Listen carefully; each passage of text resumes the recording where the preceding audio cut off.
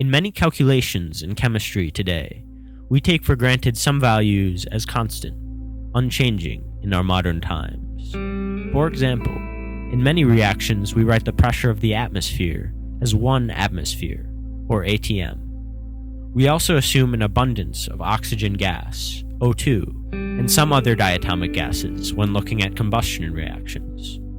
We live on a planet, definitely not unique on the grand scale of the cosmos, but unique when compared to anything we have encountered in our small amount of experience.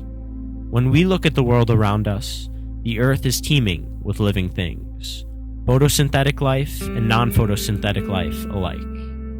We understand the process by which the complexity of life occurred through evolution and natural selection over billions of years.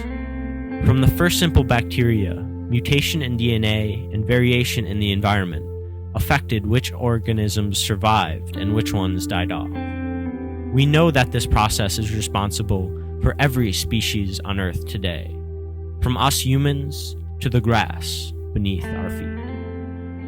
This reminds us of an important question, however, asked by scientists in a wide array of fields and studies.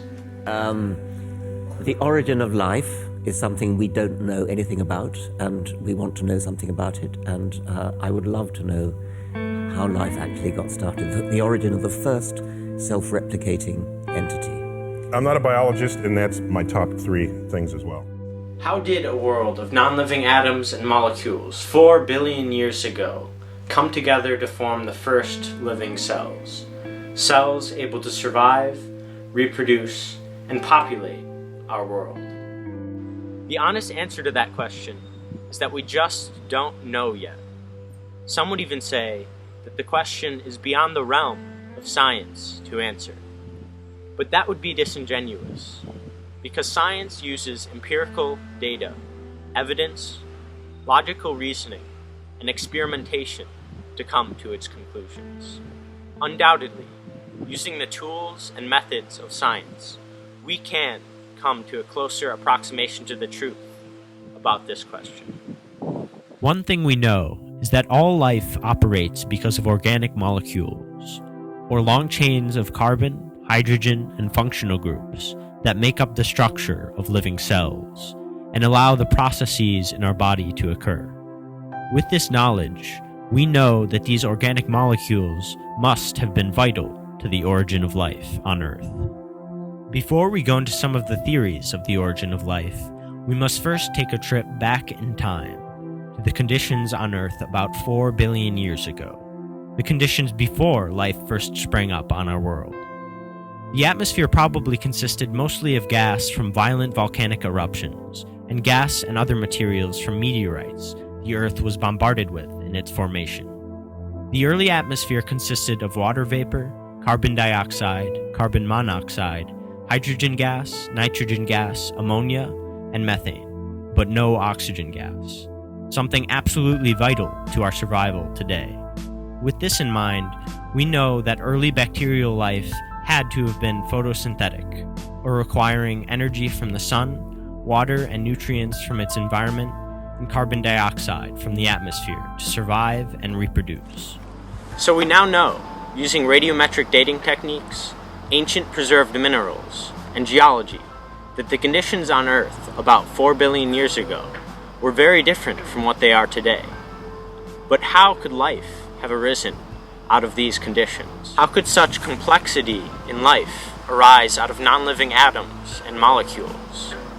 This question brings us to an experiment done in 1953 by Stanley Miller and Harold Urey. In their experiment, they put a series of gases into containers to simulate early conditions on Earth and passed an electric current through these gases. 5 years later, in 1958, the 2 experimenters did their experiment once again, but added another ingredient to the mix, hydrogen sulfide, a gas spewed out by volcanoes to better simulate the primordial conditions on Earth in its early years. This experiment was undoubtedly interesting, as these experimenters tried to mimic the conditions in which early life was formed. The interesting thing is that Miller and Urey never examined the products formed in their experiments. About 50 years later, After Miller's death in 2007, Jeffrey Bada, Miller's former student, inherited the samples of the 50-year-old experiment. Through modern scientific techniques, we discovered that the experiment with the hydrogen sulfide gas had formed 23 amino acids. An amino acid is an organic molecule with a carbon atom attached to a carboxyl group, an amino group, and a side chain, labeled as R. Amino acids are vital for life, and they are also the core building blocks of proteins. On top of that, 4 amines were also formed, another type of organic molecule. The Urey-Miller experiment helps us to understand how quickly these important organic molecules can form, with the correct conditions and materials.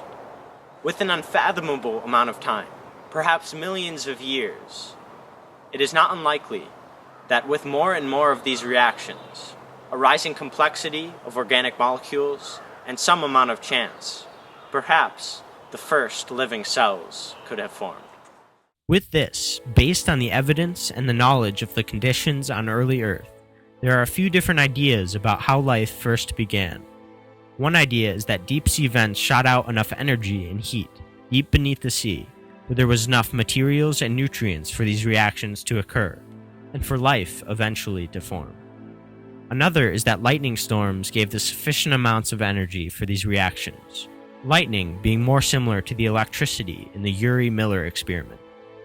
Another idea is that systems of clay with rich amounts of organic molecules would be able to organize the organic molecules in certain ways in order to facilitate life. We do not know for sure which one of these ideas may be true, and the answer may be all of them to some extent, or maybe even none of them. What we do know is that life on Earth began about 4 billion years ago. The system that created the first bacteria would have needed an input of energy to create reactions, and that it probably took a very long time. For all we know, this process could have happened on Mars and was brought to the Earth by a meteorite that traveled from Mars to Earth. With all this information, we do know a small amount, but the specifics about how the first bacterial cell was formed is still a mystery to mankind. We don't know what happened, but what we do know is that the best way to figure it out is to use empirical and scientific evidence to come to the best approximation to the truth. What's important is that we come to the answer to our problems using the evidence we find, rather than twisting the evidence to fit what we already believe is the answer. Yes, we do not know, and that is important to recognize. But one of the greatest things about science is that there will always be more problems for us to solve. Future organic and biological chemists can continue working on the answer to this question, and through experimentation and newfound knowledge in the future, perhaps we will come to an answer for our question. Where and how did life begin?